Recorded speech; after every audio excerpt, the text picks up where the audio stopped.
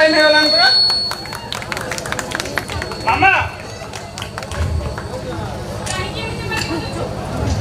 ମୁଁ ପରେ ଠାକୁର ପୂଜା କରୁଥିଲି। ओहो मामा ମୁଁ ତୁମକୁ କେତେ ଥର କହିଛି ମୁଁ ଅଫିସ ଗଲା ବେଳକୁ କିଛି କାମ ଧନ୍ଦା ରଖିବନି ତୁମେ କ'ଣ ଜାଣିନ ମୁଁ ଆଶୀର୍ବାଦ ଟିକେ ନ ନେଲେ ସେ ଦିନଟି ମୋର ଭଲରେ କଟେନି। ଆରେ ମୋ ଆଶୀର୍ବାଦ ଅପେକ୍ଷା ତୋ ନନାଙ୍କ ଆଶୀର୍ବାଦ ତୋ ପାଇଁ ଯଥେଷ୍ଟ ଆବଶ୍ୟକ। ଶାସ୍ତ୍ର ପରା କହେ ଜନନୀ ଜନ୍ମଭୂମି ସ୍ୱର୍ଗାଦପି କରିଅଛି ମା ସ୍ୱର୍ଗଠାରୁ ବି ବଡ଼ ଆଉ ବାପା ସ୍ୱର୍ଗ ସ୍ୱର୍ଗ ମୋ ପାଇଁ କାହା ଆଶୀର୍ବାଦଟା ବଡ଼ କାହିଁକି କାହିଁକି ତମେ ଦି ଜଣ ଏମିତି ମତେ ସ୍ନେହ ମମତାରେ ବାନ୍ଧି ଦଉଛ? ଏମିତି ମୋ ମନରେ ସ୍ନେହ ମମତାରେ ଶିକୁଳି ପକେଇ ଦେଇଛ ଯେ ଜମା ପାଖକୁ ଯିବାକୁ ଚାହିଁଲେ ବି ମୁଁ ଯାଇପାରୁନି।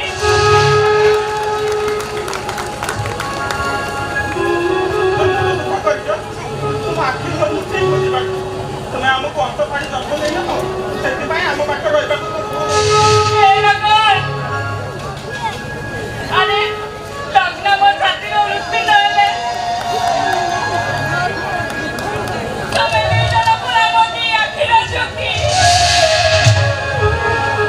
ନା ମାମା ତୁମେ ଆମକୁ ଆଉ ଏମିତି ମିଛ କରି ଠକି ଦେଇପାରିବନି ମୁଁ ଠିକ୍ ଜାଣିପାରୁ ତୁମେ ଆମକୁ ସାବତ ପୁଅ ବୋଲି ଭାବୁଛ। ଆରେ ସେମିତି ଭାବିଥିଲେ ଦୀର୍ଘ 20 ବର୍ଷ କାଳ ତମରି ମାନଙ୍କ ମୁହଁକୁ ଯାଇକି ବଞ୍ଚିଥାନ୍ତି କାହିଁକି? ଆରେ ମୁଁ ସିନା ମା ନୁହଁ ଯଶୋଦା ତ ହେଇପାରିବି। ଦେବକୀ ମା ଠାରୁ ଅଧିକ କରିଛ ତମେ ଆଉ ଏ ସମାଜକୁ ଜଣେଇ ଦେଇଛ ମା କେବଳ ମା। ହଠାତ୍ ମମି ଆଜିର ବର୍ଷା ପାଇଁ ମ୍ୟାଚଟା କ୍ୟାନ୍ସେଲ ହେଇଗଲା ତ ସେଇଥିପାଇଁ ପଳେଇ ଆସିଛି। ଆରେ ଏ লগନ ଏବେ ସେ କ୍ରିକେଟ ଛାଡ଼ି ଦିଏ ଚାକିରି ବାକିରିରେ ଧ୍ୟାନ ଦେ। ମମି ତମେ ଭାଇକୁ ବୁଝାଇ ଦିଅ ଏ ମନନ ମହାରାଜର କଲାରେ ସେ କ୍ରିକେଟ ହେଇପାରିବ ସେ ବଡ଼ ଅଫିସର ହବ ତାପରେ ସେ ବଡ଼ କ୍ରିକେଟର ହେଇ ଦେଖେଇବ। ସେତେବେଳକୁ ତା ନିଶ ଧାଡ଼ି ବାଜି ଯାଇଥିବ ବୁଝିଲ। ମମି ଦେଖୁଛ ନା ଭାଇ ମତେ କେମିତି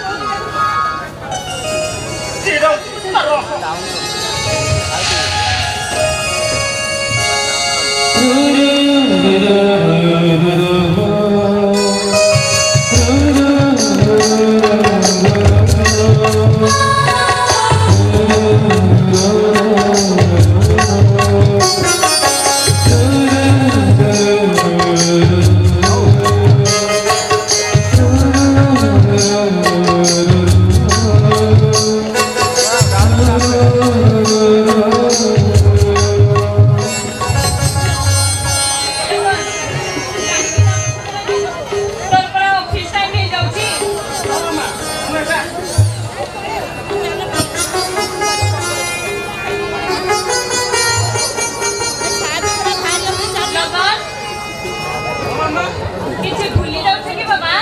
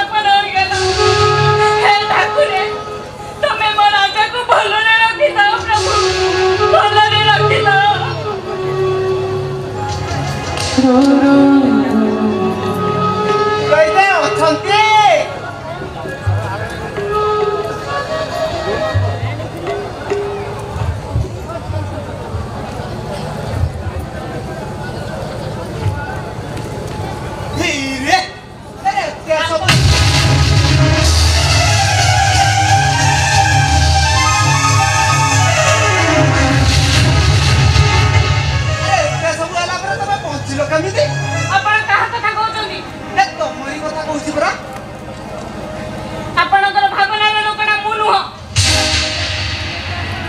ତମେ ତାହେଲେ କିଏ? ବିଚିତ୍ର ମହାପାତ୍ର। ଆଧାର କାର୍ଡ ଅଛି? ସେସବୁ ଆପଣଙ୍କୁ କାହିଁକି? ତମେ ଯଦି ବିଚିତ୍ର ମହାପାତ୍ର ତମ ସ୍ୱାମୀ କିଏ? ଆଦର୍ଶ ମହାପାତ୍ର। ଆଦର୍ଶ ମହାପାତ୍ର ତମ ସ୍ୱାମୀ? ତେବେ ତମେ ମଥାରେ ସିନ୍ଦୁର ବଦଳରେ ଟିକିଲି କାହିଁକି ଲଗେଇଛ? ମଙ୍ଗଳସୂତ୍ର କାହିଁ? ଏଥିରୁ ଜଣା ପଡୁଛି ତମେ ଆଦର୍ଶ ମହାପାତ୍ର ରକ୍ତିକ। ଚୁପ୍ କରନ୍ତୁ ଆପଣ। ପାଟିକୁ ସଂଯମ କରି କଥାବାର୍ତ୍ତା କରନ୍ତୁ। ସଞ୍ଜତ କଲି କି ହଁ ଷଣ୍ଢ ଜିନିଷ ଷଣ୍ଢ ବହୁଛି ଆମର ଟେନସନ ନବା କି ଦରକାର? ଦେଖନ୍ତୁ ପୁରୋହିତଙ୍କୁ କହିଦିଅ ବିପଦ କଥା ହିଁ ଚାଲିଯିବି। ଆଗ କାମଟା କ'ଣ କୁହନ୍ତୁ? ଆରେ ଲଗ୍ନ ପାରିବାର ବିଭାଗର ପ୍ରସ୍ତାବ ନେଇ ଆସିଛି।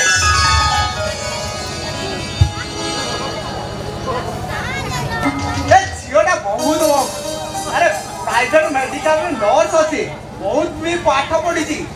ପିଲା ରୁହ। ହଁ ଝିଅଟା ବହୁତ ସୁନ୍ଦର ହେଇଛି। ହଁ ଆମ ଲଗନକୁ ବହୁତ ବଢିଆ ମାନିବ। ଖାଲି ସେତିକି? ତମ ପୁଅ? ଆରେ ପୁଅ ପାଇଁ ସିନା ଆଣିଲି, କିନ୍ତୁ ଝିଅ ଲଗ୍ନ ପାଇଁ ମଧ୍ୟ ପୁରା ପ୍ରସ୍ତାବ ନେଇ ଆସିଛି। ଲଗ୍ନ ପାଇଁ? ହଁ ଆରେ ବହୁତ ବଡ ଘର ଶୁଣିଥିବ, ଚତୁର ଚମ୍ପତି ନା? ତାଙ୍କ ପୁଅ ରାଜା ପାଇଁ। ହଁ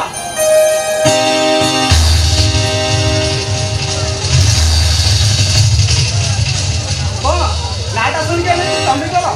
ଫଟୋଟା ଦେଖୁନ।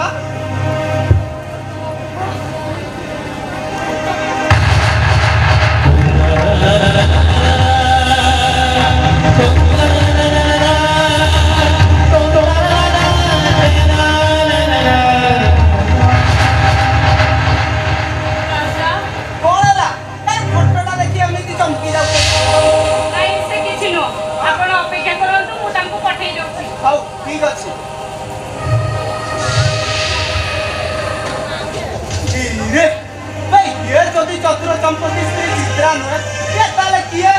ये मो स्त्री विचित्रा। भाई ना देखिल आगर जानी ना था नमस्कार करिया पर भूली गली।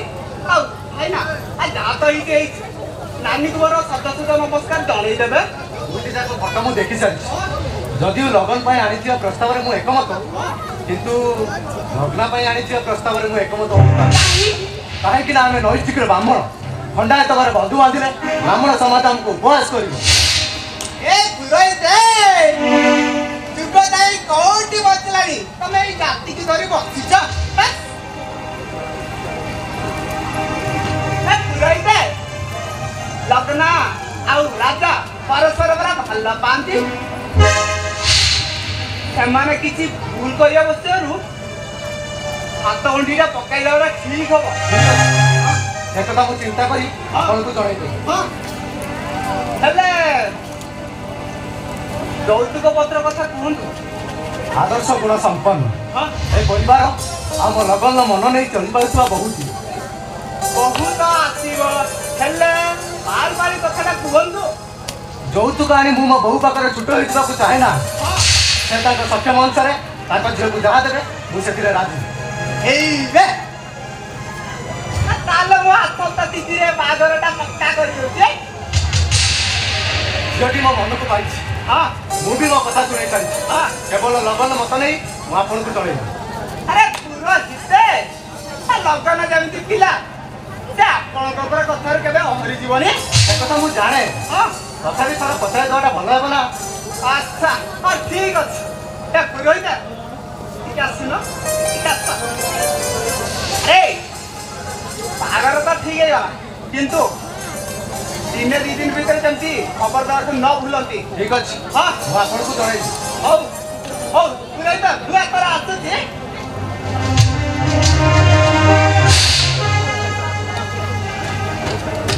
ପୁରୋହିତ ନାନୀ ମୋର ସାତ ସାତ ନମସ୍କାର ଜଣେଇଲ। ହଁ ହଁ ହଉ ମୁଁ ଏଥର ଆସୁଛି। ହଁ ରାଜା ସହ ଲଗ୍ନ ଲଗ୍ନାର ବିଭାଗ ଏଇଟା କେତେ ଦୂର ସମ୍ଭବ?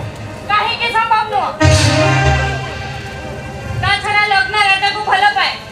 ଲଗ୍ନ ରାଜାର ଖୁସି ଭବିଷ୍ୟତ ସବୁ କିଛି। ମୋ ରାଜା ପିଲାଟି ବେଳରୁ ମାର ସ୍ନେହ ପାଇନି। ମୋର ଲଗ୍ନ ଉପରେ ଯଥେଷ୍ଟ ଭରସା ଅଛି ସେ ମୋ ରାଜାକୁ ଖୁସିରେ ରଖିବ। ଆମର ସମାଜ ମତେ ଖୁସିରେ ବଞ୍ଚିବାକୁ ଦେଲେ ତ? ବ୍ରାହ୍ମଣ ସମାଜ କାହିଁକି ଆପଣ ରାଜିରେ ଯାଉନି?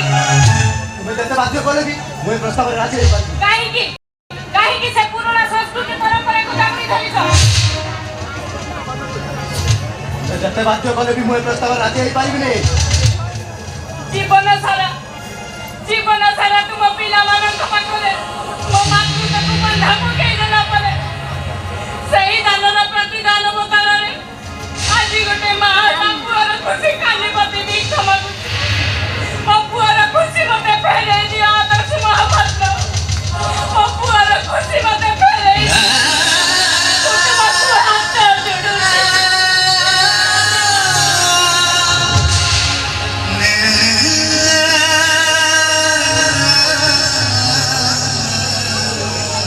କେବଳ ତୁମର ଖୁସି ପାଇଁ ମୁଁ ବ୍ରାହ୍ମଣ ଖଣ୍ଡାର ଜାତିଗତ ବୋଲି ଏ ପ୍ରସ୍ତାବରେ ରାଜି।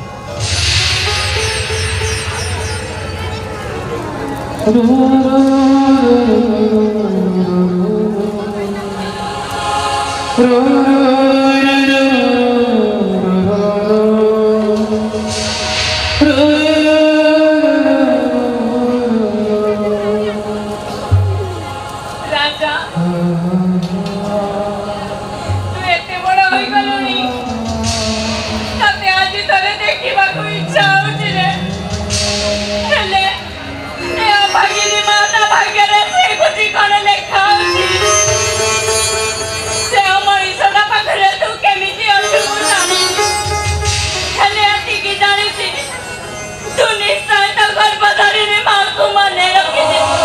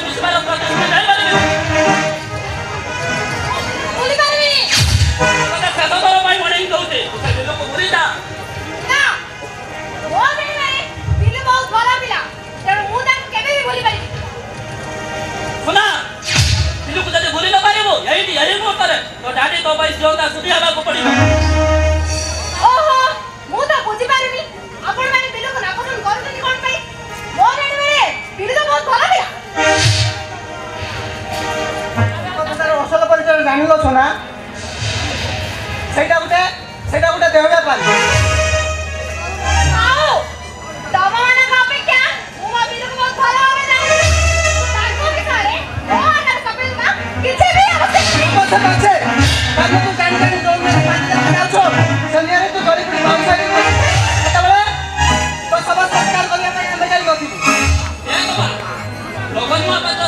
ବିଭାଗର ଠିକ କରିସାରିଛି। ଜୀବନ ସାରା ସେଇଠି ଖୁସିରେ ରହିବୁ।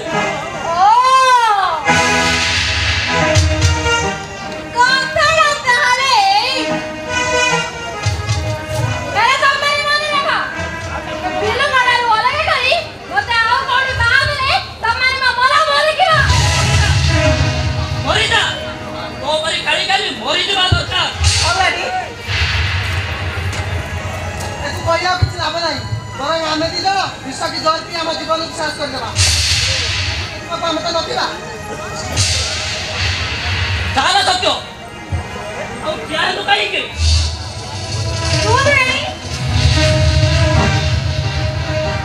ଆପଣମାନଙ୍କୁ ବଞ୍ଚେଇ ରଖିବା ବେଳେ ଯଦି ମୋତେ ମୋ ପ୍ରେମରେ ବଳି ଦେବାକୁ হবে ତାହେଲେ ମୁଁ ସେ ବଳି ଦେବାକୁ ରାଜି ଅଛି। ଦେଖିଲୁ ସତ୍ୟ ଆଉ ଇଏ ହଉଛି ମୋ ସୁନା ଝିଅ।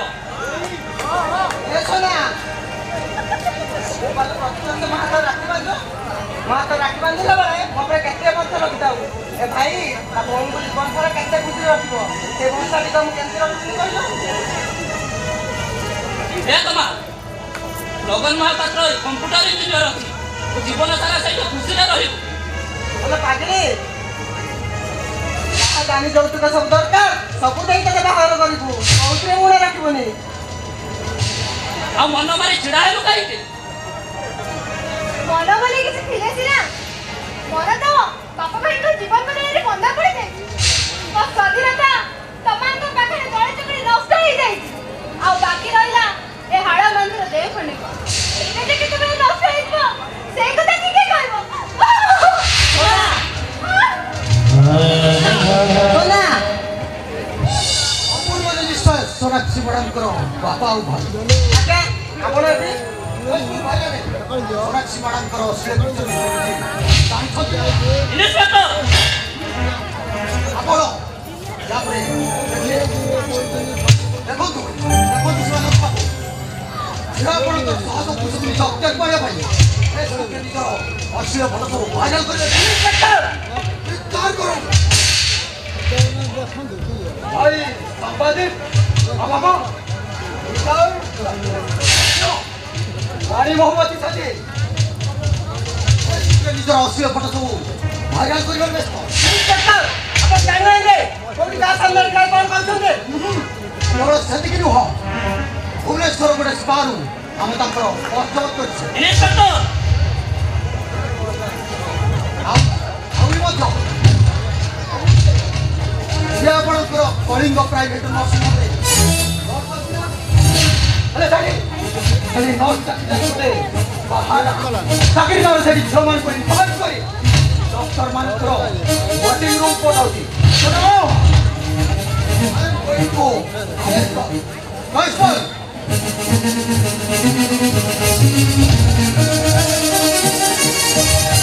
ଇନ୍ସପେକ୍ଟର ମୁଁ ଜାଣିନି ଆପଣ ସତ କହୁଛନ୍ତି କି ମିଛ କହୁଛନ୍ତି କିନ୍ତୁ ପୁଲିସ ଫାଇଲ କି ତା ନାଁଟା ଆସି ସାରିଛି ବେଳେ ଆପଣ ତାକୁ ଆରେଷ୍ଟ କରିବାକୁ ବାଧ୍ୟ। ତେଣୁ ମୁଁ ଆଜି ବାପ ହିସାବରେ ଆପଣଙ୍କ ଆଗରେ ହାତ ଯୋଡୁଛି। ଆପଣ ଯେତେ ଟଙ୍କା ନେବେ ମୁଁ ଦେବାକୁ ରାଜି। ଆପଣ पुलिस कौन आपका बोला आइन कानून की निज बैंक बैलेंस में चाबी रखिए इम्पॉसिबल। ଦେଖନ୍ତୁ ଇନ୍ସପେକ୍ଟର ଚିନ୍ତା କରି ଦେଖନ୍ତୁ ମୋ ଭଉଣୀର ବାହାଘର ଠିକ୍ ହେଇଯାଇଛି। ଏ ସମୟରେ ଆପଣ ଯଦି ତାକୁ ହାତ ପକାଇ ଖାନାକୁ ନେଇଯିବେ ତାର ବାହାଘରଟା ଭାଙ୍ଗିଯିବ। ଆମର ବଞ୍ଚିବା ମରିବା ସହ ସମାନ ହେଇଯିବ। ଆପଣମାନଙ୍କ ଭାବ ପ୍ରବୃତ୍ତି ଦେଖେ ମୋର ଚାକିରି ଚାଲିଯିବ। ମୁଁ ଆପଣଙ୍କୁ କିଛି ବି ସାହାଯ୍ୟ କରିପାରିବି। ଆରେଷ୍ଟ କର। ଇନ୍ସପେକ୍ଟର ସୁନା ଯଦି ଆପଣଙ୍କ ଭଉଣୀ ହୋଇଥାନ୍ତା পেট্রোল ঢালি নিয়া লগে ঢাকি পারুনি ইন্সপেক্টর ମୁଁ କିନ୍ତୁ ପାରୁନି କାରଣ ସୋନା ଆମ ଜୀବନ ତା ମନରେ ଦୁଃଖ ଦେଲା ଭଳି କୌଣସି କାର୍ଯ୍ୟ ଆମେ ଆଜି ପର୍ଯ୍ୟନ୍ତ କରିନୁ। ଆମର ଏଇ ଦୁର୍ବଳତା ପାଇଁ ତାର ଆଜି ଅଧଗତି ଘଟିଛି। କିନ୍ତୁ ମୁଁ ମୋ ଡ୍ୟୁଟି କରିବି। ଦେଖନ୍ତୁ ଇନ୍ସପେକ୍ଟର ସୋନାକୁ ଯଦି ଆରେଷ୍ଟ କରିବାର ଅଛି ତ କରନ୍ତୁ। ତା ପୂର୍ବରୁ ଆପଣ ବନ୍ଧୁକ କିମ୍ବା ସମସ୍ତ ଗୁଳି ମୋ କ୍ଷେତ୍ରରେ ବସେଇ ଦିଅନ୍ତୁ। ଆପଣ କହୁଥିଲେ ନା ଦୋଷୀ ମୁଁ ହଁ ଏକଥା ବି କହୁଥିଲେ ଯଦି ଆପଣଙ୍କ ଭଉଣୀ ଏଭଳିଆ କାମ କରିଥାନ୍ତା ଆପଣ ତାକୁ ପେଟ୍ରୋଲ ଢାଳି ନିଆଁ ଲଗେଇ ଦେଇଥାନ୍ତେ। ତାହେଲେ ଆସନ୍ତୁ ଏଇ ପେଟ୍ରୋଲ ଢାଳି ମୋ ଦେହରେ ନିଆଁ ଲଗେଇ ଦିଅନ୍ତୁ। ନା ଆରେ ଭାବୁଛନ୍ତି କଣ ଆସନ୍ତୁ।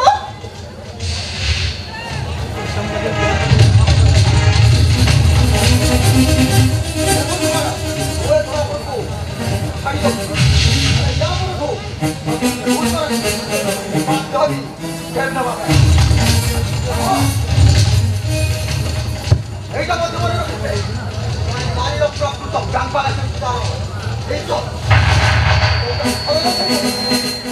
ফেরি আছে।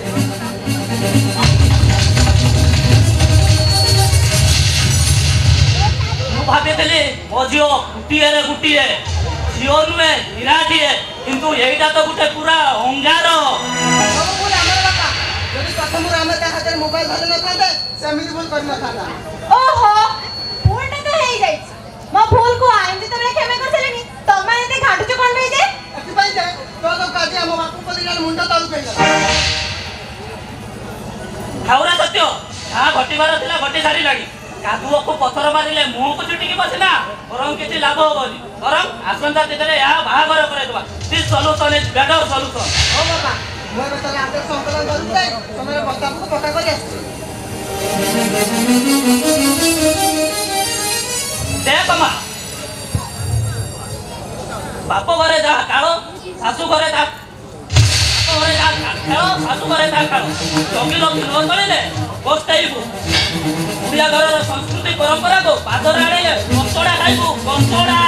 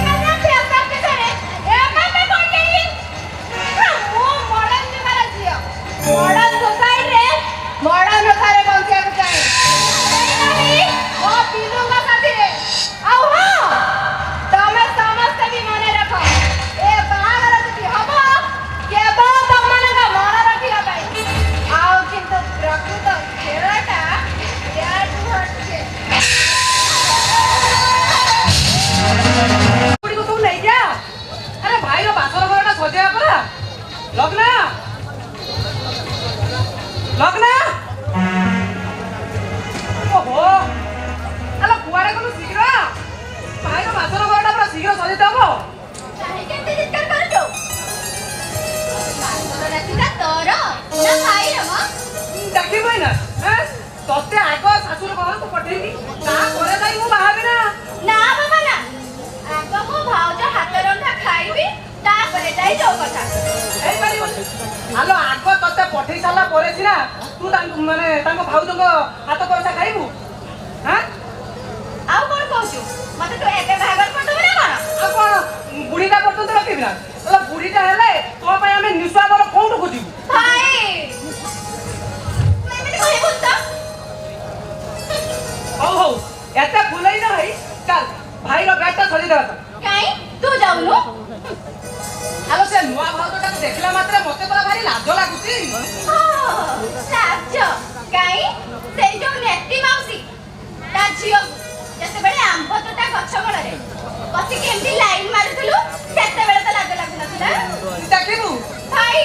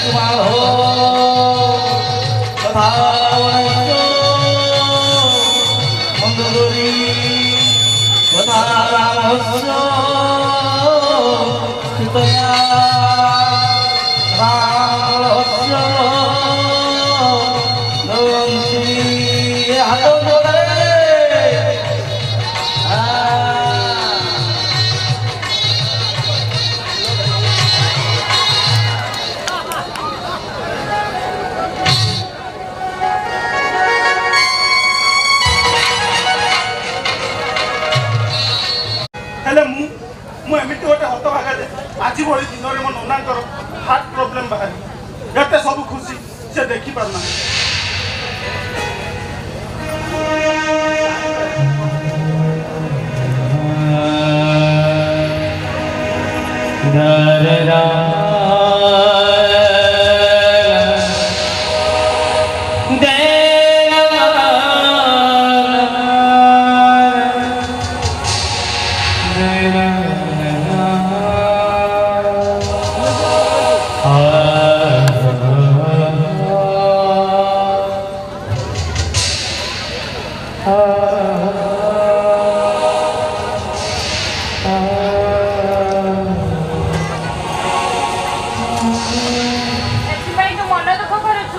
ମାମା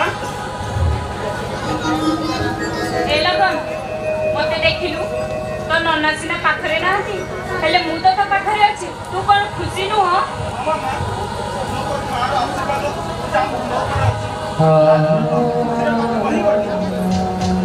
ଆଜିଠୁ ଆରମ୍ଭ ହବ ତୋର ଆଉ ଏକ ନୂଆ ଜୀବନ।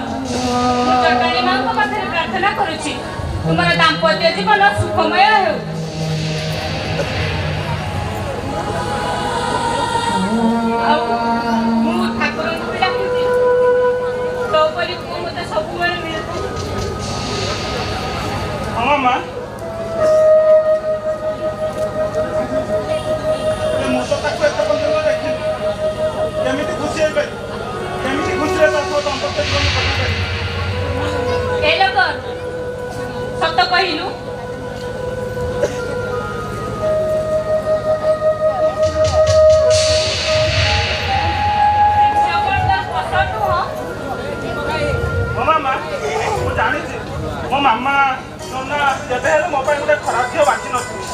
ସେ ରୂପରେ ଯେମିତି ଲାବଣ୍ୟବତୀ ଗୁଣରେ ବି ଠିକ୍ ସେମିତି ମୁନାବତୀଟେ ହେଇଛି। ହଉ ତୁ ରୁମକୁ ଯା, ଲୋକ ସବୁ ଖାଇ ପିଇ ଗଲେଣି। ମୁଁ ଦେଖେ ମନନ ଆଉ ଲଗ୍ନା କୁଆଡେ ଗଲେ।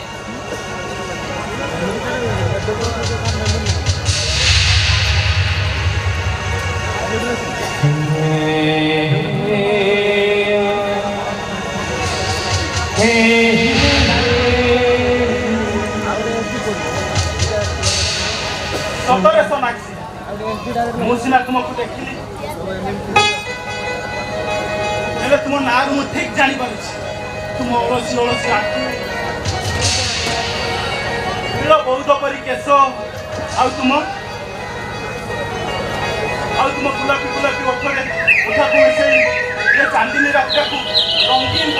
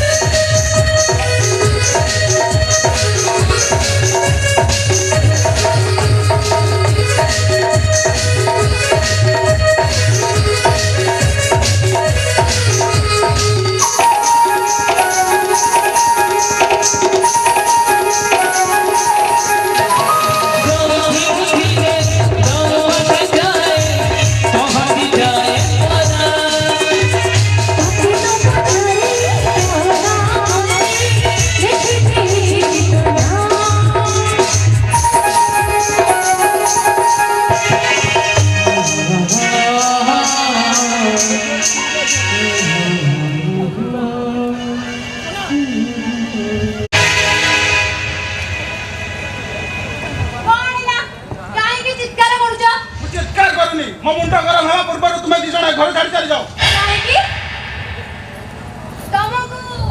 କାରଣ ଏଇଟା ଗୋଟେ ରଙ୍ଗ ଗୋଠି ନୁହଁ। ତୁମ ପରି ବାରଙ୍ଗଣାର ଏଠି କୌଣସି ସ୍ଥାନ ନାହିଁ। ତମକୁ ବାହା ହେଲି ବୋଲି ମୋ ପ୍ରେମିକ ସହ ମିଶିବା କ'ଣ ମନା? ବୟଫ୍ରେଣ୍ଡ ସହ ମିଶିବାର ଥିଲା ତ ତାକୁ ବାହା ହେଇଗଲନି, କ'ଣ ପାଇଁ ବାହା ହଉଥିଲ?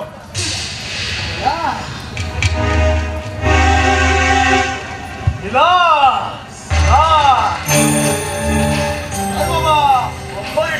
ତମ ନାଁରେ ହେଇସାରିଛି। ଦରକାର ପଡ଼ିଲେ ସବୁଦିନ ତମ ହେଇ ରହିବ। ମାଛ ଚାଷ କରିବା କାମଟା ମୋର ନା। ଯେତେ ଶୀଘ୍ର ପାରୁଛେ ଓଡ଼ିଆକୁ ତ ସାଥିରେ ନେଇଯାଉ।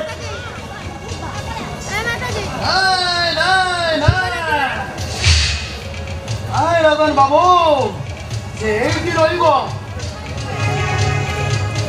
ଆମ ଦୁଇ ଜଣକୁ ଡାନ୍ସ କରିବାକୁ ଏଇଟା ହିଁ ସୁଇଟେବଲ ପ୍ଲେସ୍। ଆକର୍ଷଣ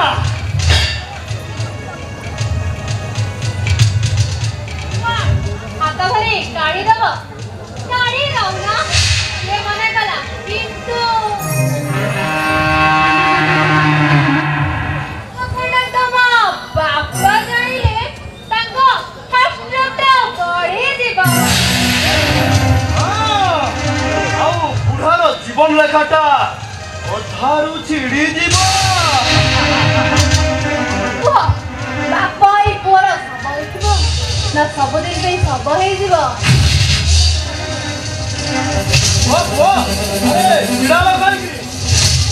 ତମ ବାପାଙ୍କର କକେଇ କାନ୍ଦି ମଶଳି ଯିବ ନା ନିଜେ ସବୁଦିନ ପାଇଁ ଶବ ପାଲଟି ଯିବ? ବାପର ଶବ ହେଇଯିବ ନା ନିଜେ ଶବ ହେଇଯିବ? ଆରେ କହୁନ କୁହ।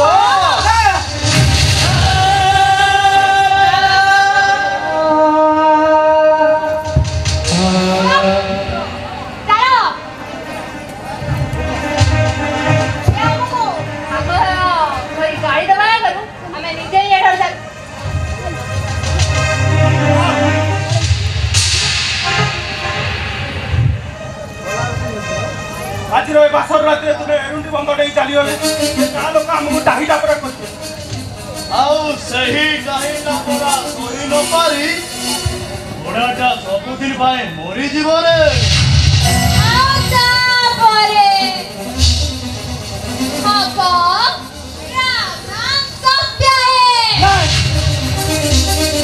ବରଂ ଏ ଚାରି କାନ୍ଥ ଭିତରେ ମୁଁ ତୁମକୁ ପୂର୍ଣ୍ଣ ସ୍ୱାଧୀନତା ଦଉଛି। ତୁମେ ଖୁଲମ ଖୁଲା ମିଶିପାର।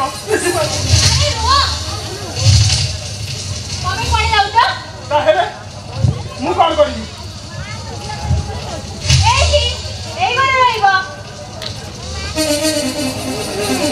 ତମେ ତଳେ ଆରେ ଖଟରେ ଆମେ ତମେ ଏଠି ରହିଲେ ଆମକୁ କିଛି ପ୍ରୋବ୍ଲେମ ହବନି। ହେ ଭଗବାନ, ଏ କେମିତିକା ନାୟକର ନାୟକ ମୁଁ ନିଜେ ବି ଜାଣିପାରୁନି। ଏ କେମିତିକା ଅରୁଆ ସୂତାରେ ଛନ୍ଦି ହେଇଯାଇଛି, ମୁକ୍ତି ପାଇବି କି ନା ତାହା ବି ଜାଣିନି। ଆରେ କୃଷ୍ଣ ପୁରାଣରେ ମୁଁ ଶିଶୁପାଳ କଥା ଶୁଣିଛି, ହେଲେ ଏ କାହାଣୀରେ ତମ ଚରିତ୍ରଟା କ'ଣ ମୁଁ ବୁଝିପାରୁନି।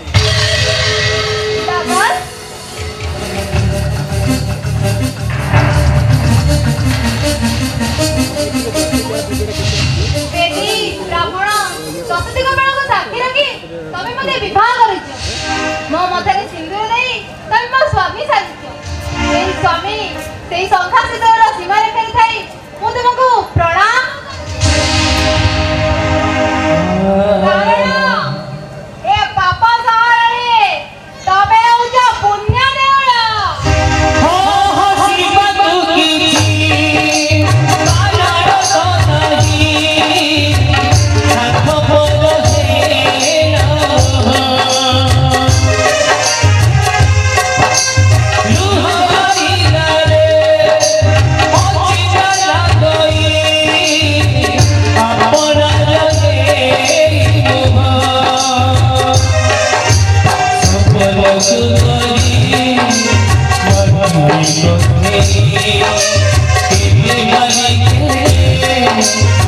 Good.